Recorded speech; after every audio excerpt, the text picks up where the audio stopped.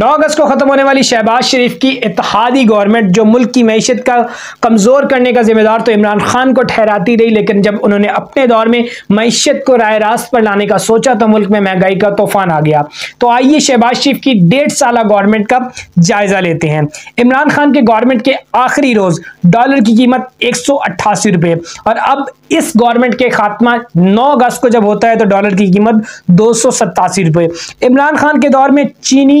88 روپے، جب اس گورنمنٹ کا اختتام ہوتا ہے تو یہ چینی 140 روپے، کلو آٹا تب 58 روپے، اور آج کلو آٹا 141 روپے، کلو پیاز اس وقت یعنی جب عمران خان کی گورنمنٹ ختم ہوئی 40 روپے، اور آج کلو پیاز اتار چڑھاؤ کے بعد 60 روپے، کلو ٹماٹر تب یعنی جب عمران خان کی گورنمنٹ ختم ہوئی 86 روپے، اور اب اتار چڑھاؤ کے بعد کلو ٹماٹر کا ریٹ 91 روپے ہے۔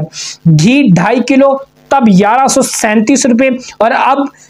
اس گھی کی جو قیمت ہے وہ 1467 روپے ہے۔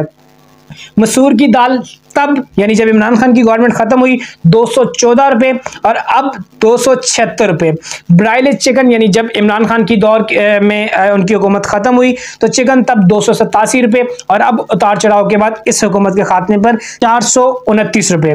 مہنگائی کی شرح کی بات کریں تو تب 12.7%، یعنی عمران خان کی دور اقتدار ختم ہونے پر مہنگائی کی شرح 12.7%، اور اب یہ شرح 28.3% تک پہنچ چکی ہے۔ پیٹرول کی قیمتوں کی بات کریں تو عمران خان کے دور اقتدار کے خاتمے پر 150، اور اب یہ پیٹرول 273 روپے پر بند ہوا۔ بجلی کی قیمتیں تب جو 200 یونٹ تک استعمال کرتا تھا تب اسے یہ بجلی پڑتی تھی 9.80 روپے، جبکہ آج اس کو یہ بجلی پڑ رہی ہے 16.48 روپے میں۔ اسی طرح 200 سے 300 تک یونٹ استعمال کرنے والوں کو تب بجلی پڑتی تھی 12.62 روپے، اور اب یہ شرح 27.14 پیسے تک پہنچ چکی ہے۔ آگے چلیں اسی طرح تو 700 یونٹ تک یعنی آگے چلا جائے تو 700 یونٹ سے زائد بجلی استعمال کرنے والوں کو تب یونٹ پڑتا تھا 22 روپے اور 22 پیسے کا، 22.22 پیسے کا، اور اب